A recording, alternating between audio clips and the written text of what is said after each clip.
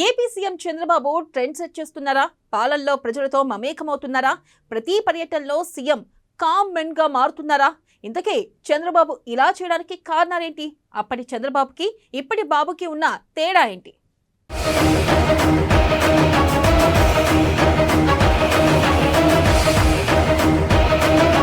Trend set చేస్తున్న చంద్రబాబు, ప్రజలను కలిసేందుకు సమయం కేటాయిస్తున్న బాబు,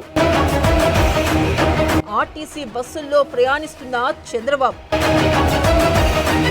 ప్రభుత్వంపై ప్రజా అభిప్రాయం తెలుసుకుంటున్న బాబు, విశాఖను ఆర్థిక రాజధాని చెయ్యాలని నిర్ణయం.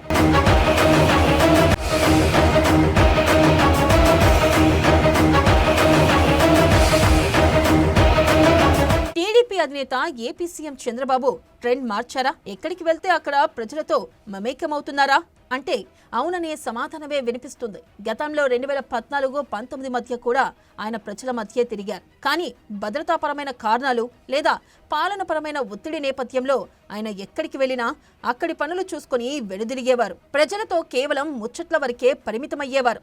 కానీ ఈ ఏడాది పరిస్థితిలో స్పష్టమైన మార్పు కనిపిస్తోంది.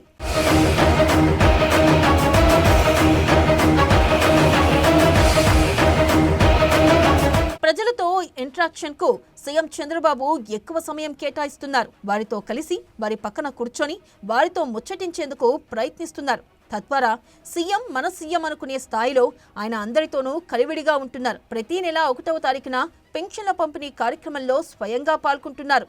నిర్ణీత ప్రాంతాన్ని ఎంచుకొని లబ్ధిదారుల ఇళ్లకు వెళ్లి వారితో ముచ్చటించి కష్ట సుఖాలను తెలుసుకుంటున్నారు. వారితో కలిసి టీ కాఫీలు తాగుతున్నారు.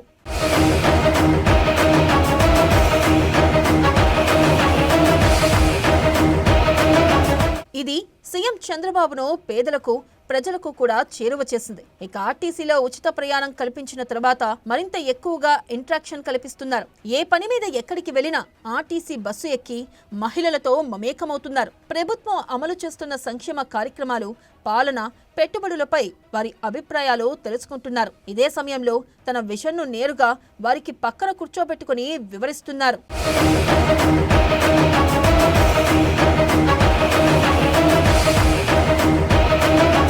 విశాఖపట్నంలో డబుల్ డెక్కర్ బస్సులు ప్రారంభించిన తర్వాత ఆ బస్సులో ఎక్కి ప్రయాణికులతో కలిసి 4 కిలోమీటర్లు ప్రయాణించారు. విశాఖలో జరుగుతున్న అభివృద్ధి, ఆర్థిక రాజధానిగా తాను చేయాలని అనుకుంటున్న డెవలప్మెంట్లపై వారితో చర్చించారు.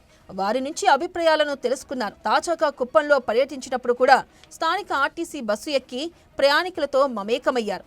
మహిళలు, రైతులతో కలిసి కుప్పం బ్రాంచ్ కెనాల్ వరకు ఆర్టీసీ బస్సులో ప్రయాణించి ప్రభుత్వ పనితీరు, అభివృద్ధి, సమస్యలపై నేరుగా వారిని అడిగి తెలుసుకున్నారు. తద్వారా ప్రజాసీయంగా, మనసీయంగా ప్రజల మనసులో ముద్ర వేసుకునే దిశగా చంద్రబాబు అడుగులు వేస్తున్నారన్న చర్చ సాగుతుంది.